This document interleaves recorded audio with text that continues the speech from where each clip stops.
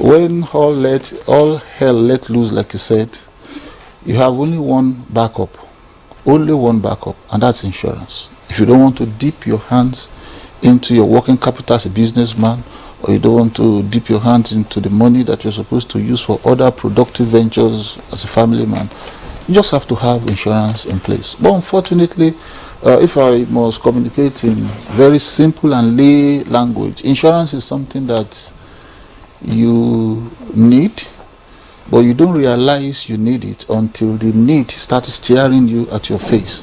For example, if there is a fire incident and you don't have an insurance, that's when you really realize that you really need an insurance. But unfortunately, at that point, it's late for you to purchase. So it's something that you must purchase in advance in order to mitigate against some of these losses. And let me quickly also add this. There are two major hazards that we look at when it comes to giving out insurance. We look at the moral hazard and the physical hazard. The physical hazard are very easy to control. Once the fire surveyor gets to the scene, they'll just tell you, do this, do this, do this, do this. And once you have done that, you're good to go. But the moral hazard is perhaps the most difficult because it involves humans. Sometimes you tell a human being, do this, but even while they are looking at you with rapt attention, they are not hearing you. He said, okay, put fire extinguisher here. Make sure when you are leaving the office, you switch off all electrical appliances. You will have to say that over and over and over and over before someone even looks at you. So what are you even saying? You know, we've had situations like that several times. And fire insurance is very easy. In fact, you can get it at the tip of your fingers. And today, in the with this technological advancement that is rocking every industry, including insurance industry, you can get it with the snap of your finger. But the issue is, are you ready to abide by some of the instructions, some of the rules, the recommendations that will be given you as a potential user of this fire policy?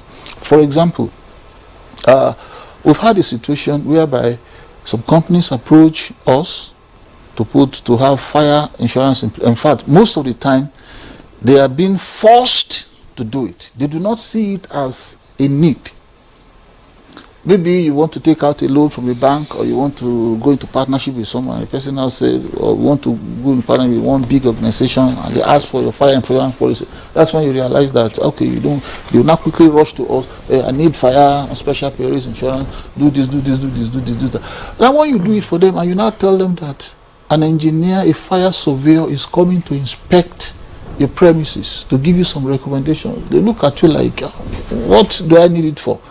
And it's actually very needed and compulsory.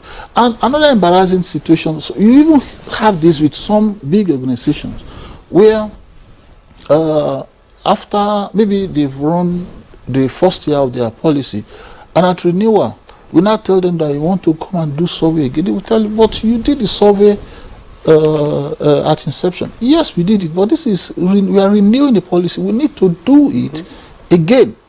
And it's always a tug of war. It's always a tug of war.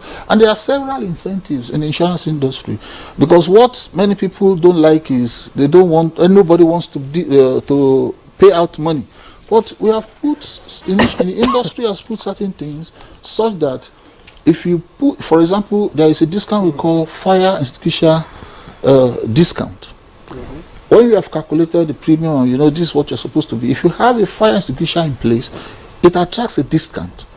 When the fire surveyor comes, visits your premises, and they make some recommendations, and you put those things in place to the letter, based on that, you can renegotiate with the insurance provider and make sure that your premium outlay, you know, is reduced to is reduced significantly. So I can go on and on.